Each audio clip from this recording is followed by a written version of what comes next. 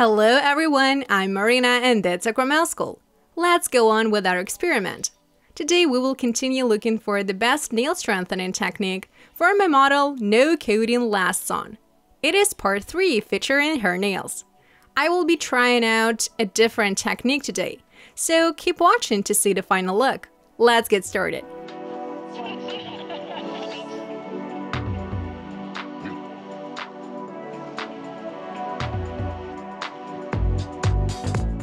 Here are the nails. She's been wearing this coating for a bit more than a month, so let's see how it lasted. Some of the tips chipped off, though overall nails look fine, but in some areas the coating is peeling off. I strengthened the nails with Acrygel, so I guess it just doesn't work on such thin nails. The coating mostly peels off on the free edge, due to the fact that the nails are flexible there. And the material is hard, since it's supposed to secure the nail plate well. It did, but natural nails started to curl, while the coating kept its shape. So now I will remove most of the coating and clean up all the liftings. This time the coating did not peel in the cuticle zone.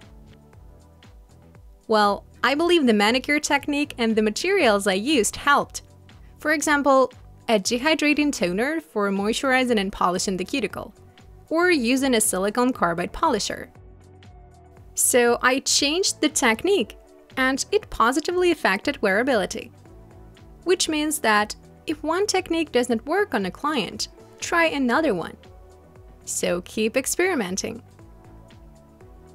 When your new clients claim that nothing lasts on their nails, try to explain to them that it is typical of thin, sweating, or damaged nails. But assure them that as a pro nail tech, you will do your best to make their coating last. That you will keep trying various techniques till there's the one that works 100% on them. Be polite and prove that their prejudice towards their nails and the coating wearability in general is pointless, and those who keep searching will always find the answer. In case literally nothing lasts on natural nails, then what's the point of holding on to them? Just remove the free edge and do an extension. When there is no flexible natural nail part left, the coating won't peel off on the free edge.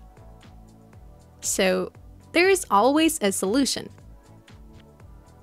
That's why it's great when nail techs can do a nail extension. Now make sure to remove all the liftings. Keep no craters left, because otherwise they will cause further peeling. I recommend you file it off up to a thin layer with an e-file, and then file the leftovers with a file or a buffer to lift up nail scales. Use a hard buffer for this purpose, about 180 grit. Test it out first. It should lift the scales up. Don't use the e-file on the natural nail, because then you may easily overfile it, which will negatively affect wearability. There may be liftings in the central part. I will be doing an e-file manicure. That is the best manicure type for this dry cuticles. I lift up the cuticle with a red flame drill bit, 0.23 in diameter, and then I clean up the sinuses. The skin is often the thickest there, and we need to clean it up thoroughly to avoid pooling. I also polish the lateral folds, and for a perfect cut, let's form a cuticle rim. Move from right to left in the reverse position. This way we will lift up the dry skin and easily cut it off. Besides, this step helps to lift up the cuticle and get deeper for a perfectly clean manicure. Make sure to keep this rim thin. because the thinner it is, the easier it's getting removed. I pay special attention to the middle finger, because there is a writer's callus. Lots of dry skin that needs to be processed. I will cut the cuticle with a blue rounded cylinder drill bit. Once I tried using a red one on this model, but sadly, it only polished the cuticle back. We don't need that, and besides, it may hurt. So now I know that the blue one works the best here. Here's how smooth the cut is. Now I wipe off the dust and apply adhesive products. I will be using an acid-free primer for better bonding. It is a must product for such nails. Last time I was using an acidic one, and that worked out as well.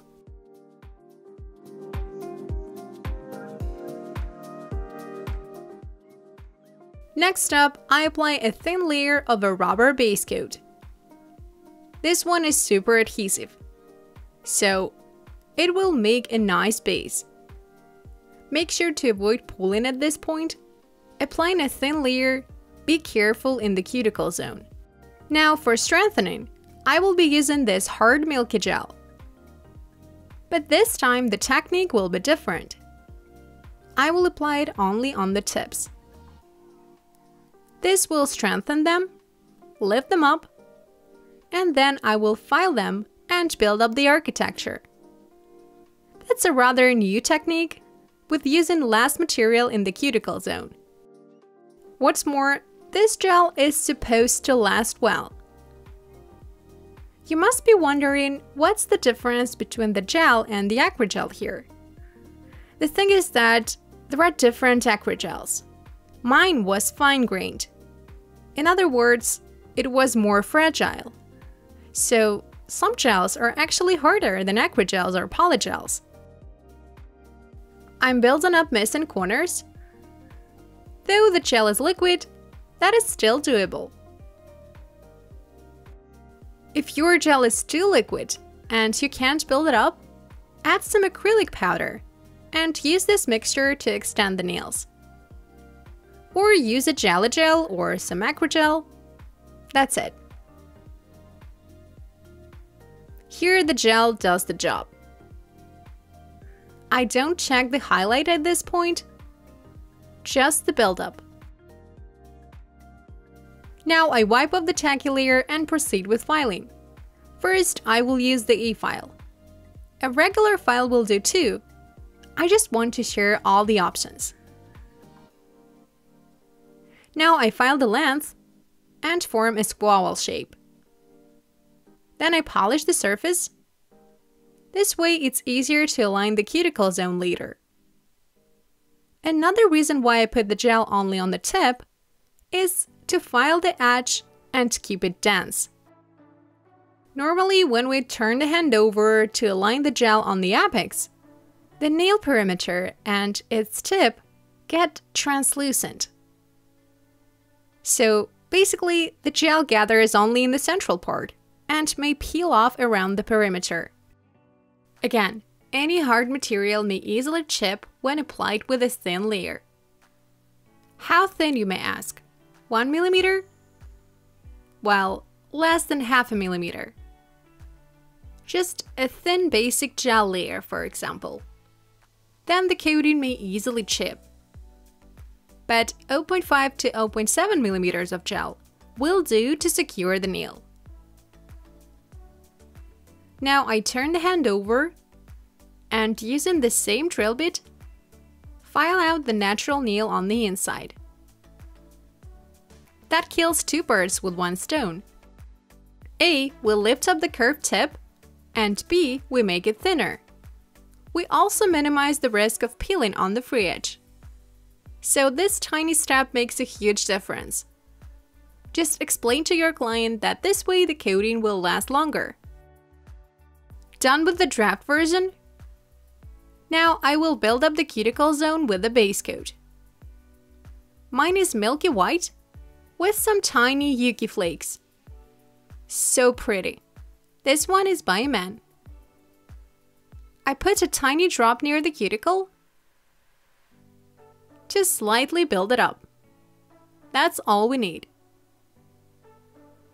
Now I touch it up with a thin brush to form the architecture in the sinuses. What's the main advantage of this technique? Well, the material we use in the cuticle zone is more flexible, so it lasts longer.